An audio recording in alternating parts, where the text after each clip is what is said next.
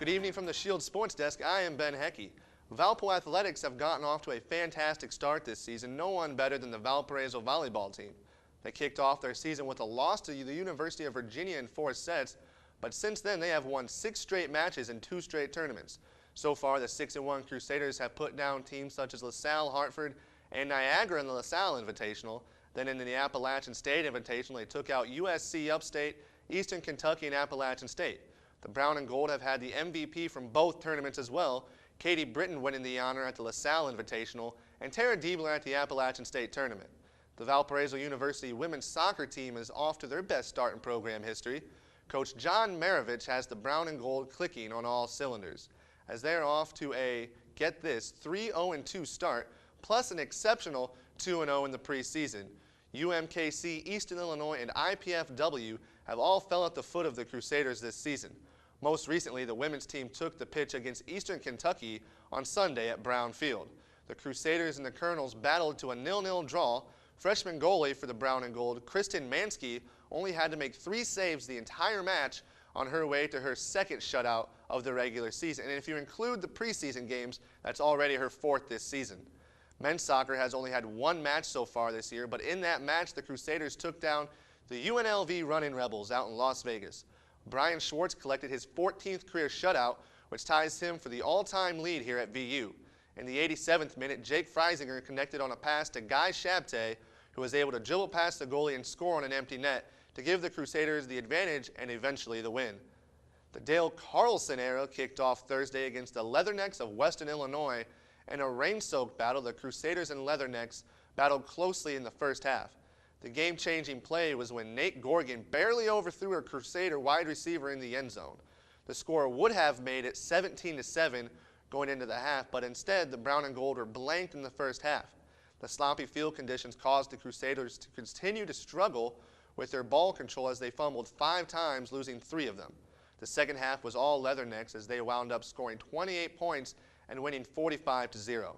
The score is not really indicative of the effort by the defense. Between the conditions and short field for Western, they did their best. The Brown and Gold offense was only able to amass 131 yards of total offense. The Crusaders' next game comes Saturday against Franklin College. We all certainly wish Coach Carlson and the football team the best of luck. Big changes have come to the VU athletic department. New lights at Brown Field and a new court in the Athletics Recreation Center. VU TV Assistant Sports Director Drew Taylor has more about the upgrades. Valparaiso University's athletic facilities have gone through significant changes since the students last left. Changes to Brown Field and the main arena at the Arc. The athletic director, Mark LaBarbera, is excited about the upgrades. We did a lot this summer. We were able to, first off, get the lights up on Brown Field, which we're very excited about. So we have our first ever lighted athletic facility on campus.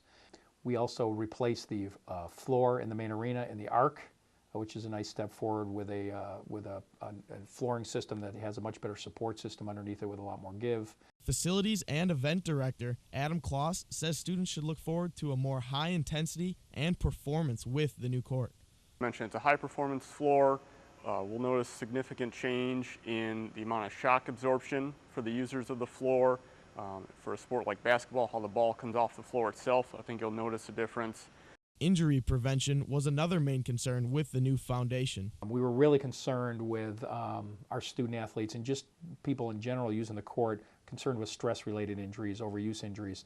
The long-awaited lights to Brown Field were a welcome change to the university and VU athletics. The lights are a tremendous step forward for us because now we have a lighted facility. One, we can play in the evenings, so our football team and our soccer teams now have the ability to play in the evenings, which will allow us, I think, to get a better crowd for some of those games. 2, it allows us to change our practice schedules, so now we can use that field a lot more. We can use it in the evenings for practice, which gives us more opportunity to be on it. The lights have allowed for a full nighttime schedule for the men's soccer team, as well as selected women's soccer games. In addition, the football home opener will be played under the lights. VU Intramurals will also be using the lighted facility this year. For VU TV Sports, I'm Drew Taylor. That's all we have from the Shield Sports Desk. I am Ben Heckey.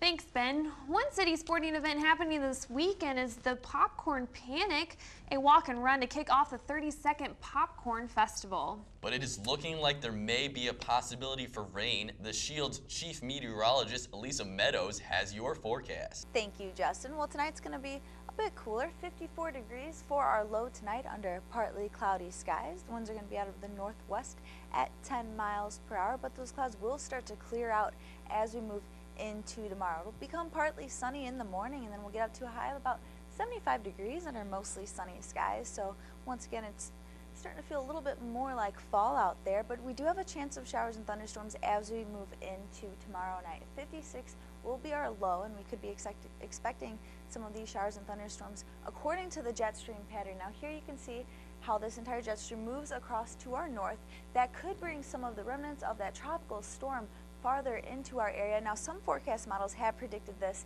into northwest Indiana. Others have predicted it to go further south, so we're just going to have to wait around and see how that turns out. 5-day forecast isn't looking very present for those of you going out to Popcorn Fest. Friday and Saturday is when we see a chance of showers and thunderstorms. 80 degrees for our high on Friday, so at least it will be a little bit warmer, but it still could be feeling a little bit muggy as well with some of that rain in the area. Saturday, a chance of showers as well throughout the day. 77 will be our high, and then we'll be warming up a little bit as we start to move into next week. 78 for Sunday under partly cloudy skies, and hopefully we'll see the sun start to return as we move into the beginning of next week. From the VU Weather Center, I'm meteorologist Lisa Meadows. Thanks, Lisa. In more Valpo news, undergraduate astronomy students have the opportunity to study the life and death of stars with the help of a $226,000 grant provided by the National Science Foundation. The study is entitled Variability, a Key Probe of the Properties and Evolution of Post-AGB Stars and Protoplanetary Nebulae. Many children learned in their elementary years that stars similar to the sun will eventually enlarge in size to become red giants, and they begin to lose their outer layer of gases, going through a phase known as glowing planetary nebulae. The purpose of Valpo's research is to study the transition between red giants and planetary nebulae.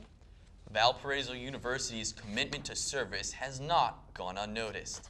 This year, the university was given a rating tied for 11th among master's level universities by the Washington Monthly, which recognizes institutions who are passionate about using knowledge to help others. As many Valpo students have discovered, learning through service is an essential aspect of the Valpo experience. The ratings given by the Washington Monthly are based on many factors, including the number of students involved in service, the number of service hours logged, and the amount of students involved in Reserve Officer Training Corps, or ROTC. Last year, over 1,400 Valpo students logged 66,966 hours of service, breaking a campus record. The goal for this year, 100,000 hours. This weekend, the most famous City of Valparaiso event will occur. The annual Popcorn Festival will begin Saturday morning. The event remembers and recognizes Orville Redenbacher, whose first production plant for the famous popping corn was located just down the street from good old Valpo. The festival allows both craft and food vendors to crowd the streets of downtown Valparaiso. The Popcorn Fest also coincides with WVUR's big concert of the year. The annual Sourcestock event will host the power pop band We the Kings. That's all on this edition of The Shield. Stay tuned for the exclusive interview with President Heckler. I'm Justin Thompson-Gee. And I'm Lauren Whitney Gottbreath. Have a great night, Valpo.